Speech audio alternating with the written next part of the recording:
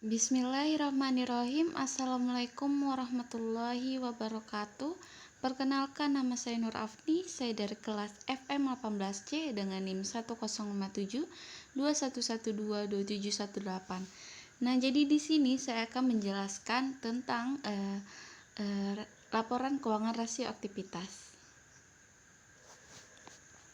Nah, jadi rasio aktivitas merupakan rasio yang digunakan untuk mengukur efektivitas perusahaan dalam menggunakan aktiva yang dimilikinya, atau rasio ini digunakan untuk mengukur tingkat efisiensi pemanfaatan sumber daya perusahaan.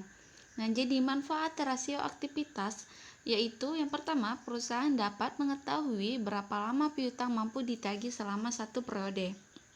Yang kedua, perusahaan dapat mengetahui penggunaan semua aktiva perusahaan dibandingkan dengan penjualan dalam suatu periode tertentu. Yang terakhir, perusahaan dapat mengetahui berapa kali dana yang ditanamkan dalam modal kerja berputar dalam satu periode.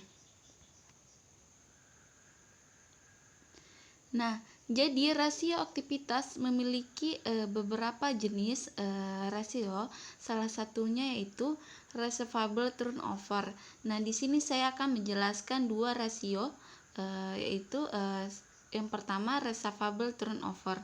Nah, jadi rasio ini merupakan rasio yang digunakan untuk mengukur berapa lama penagihan piutang selama satu periode atau berapa kali dana yang ditanam dalam piutang ini berputar dalam satu periode.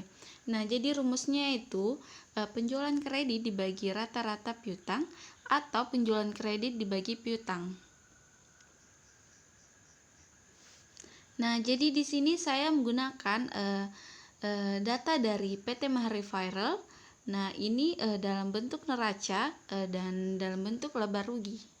Nah, langsung saja saya jelaskan cara kerjanya. Nah, di sini saya menjelaskan cara kerja dari yang pertama itu receivable turnover atau disebut perputaran piutang. Nah, jadi rumusnya yaitu penjualan kredit dibagi piutang. Nah, saya di sini menggunakan data tahun 2017 yaitu 12.000 dibagi 360 sama dengan 33,33 sama dengan saya bulatkan menjadi 33. Nah, saya masih menggunakan data di tahun 2018 data tahun 2018 yaitu 10.000 dibagi 350 sama dengan 28,57. Nah, saya bulatkan menjadi 29. Nah, jadi artinya perputaran piutang untuk tahun 2017 sebanyak 33 kali dibandingkan penjualan dan perputaran piutang untuk tahun 2018 adalah 29 kali dibandingkan penjualan. Nah, jika rata-rata industri untuk perputaran piutang ada 15 kali, maka untuk tahun 2017 dan 2018 dapat dikatakan penagihan piutang yang dilakukan manajemen dianggap berhasil karena melebihi angka rata-rata industri. Nah, di sini saya menjelaskan cara kerjanya working capital turnover atau disebut perputaran modal kerja. Nah, jadi working capital turnover merupakan rasio yang mengukur atau menilai keefektifan modal kerja perusahaan selama periode tertentu. Artinya, seberapa banyak modal kerja berputar selama satu periode. Jadi rumusnya itu penjualan bersih dibagi modal kerja atau penjualan bersih dibagi modal kerja rata-rata. Nah, di sini masih sama, saya di sini masih menggunakan data dari PT Mahari Viral, masih sama dalam bentuk neraca dan dalam bentuk laba rugi. Nah, langsung saja saya jelaskan cara kerja dari working capital turnover atau disebut perhitungan perputaran modal kerja. Nah, jadi rumusnya itu penjualan bersih modal kerja. Nah, di sini saya masih menggunakan data dari tahun 2017 yaitu senilai 12.000 dibagi 1.350 sama dengan 8,89. Nah, saya bulatkan menjadi 9. Jadi perputaran modal kerja tahun 2017 sebanyak 9 kali, maka artinya setiap 1 rupiah modal kerja dapat menghasilkan 9 rupiah penjualan.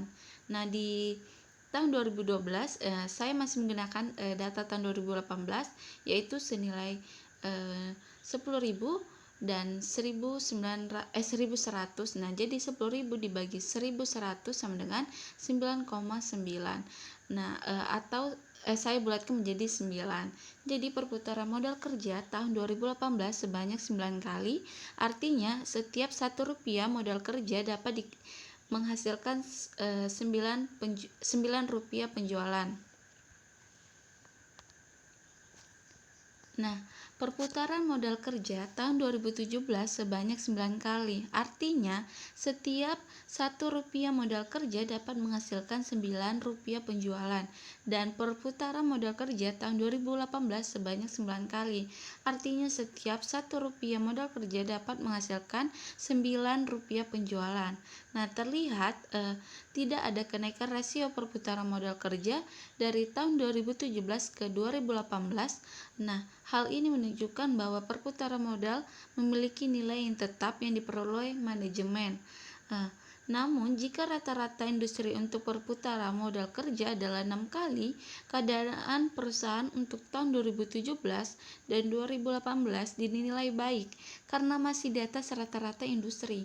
Dalam hal ini, manajemen harus sudah bekerja keras untuk meningkatkan rasio perputaran modal kerja hingga mencapai rasio rata-rata industri. Nah, jadi kesimpulan dari saya dan hasil perhitungan saya yaitu dari pengukuran rasio di atas dapat kita lihat kondisi dan posisi perusahaan seperti yang terlihat dari tabel berikut ini, yaitu dari jenis ratio, yaitu yang pertama receivable turnover, yang kedua working capital turnover. Nah, jadi di tahun 2017 senilai 33 kali untuk receivable turnover, 9 kali untuk working capital turnover. Nah, di data tahun 2018 29 kali untuk receivable turnover, 9 kali untuk working capital turnover. Nah, standar industrinya 15 kali untuk receivable turnover, 6 kali untuk working capital turnover. Nah, jadi receivable turnover atau perputaran piutang di tahun 2017 ke tahun 2018 menurun, yaitu 33 kali menjadi 29 kali. Nah, ini berarti kurang baik karena modal kerja yang tertanam semakin besar. Sementara itu rata-rata industri sebesar 15 kali, yang berarti peningkatannya melebihi rata-rata industri. Nah, untuk rasio working capital turnover tidak ada kenaikan dari tahun 2017 sampai ke 2018, yaitu tetap 9 kali. Nah, jika rata-rata industri 6 kali, perusahaan maka untuk tahun 2017 adalah 9 kali dan tahun 2018 adalah 9 kali. Dinyatakan baik karena masih di atas rata-rata industri.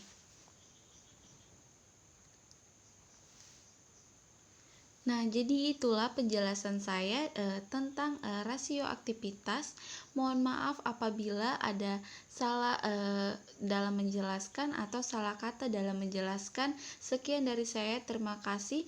Assalamualaikum warahmatullahi wabarakatuh.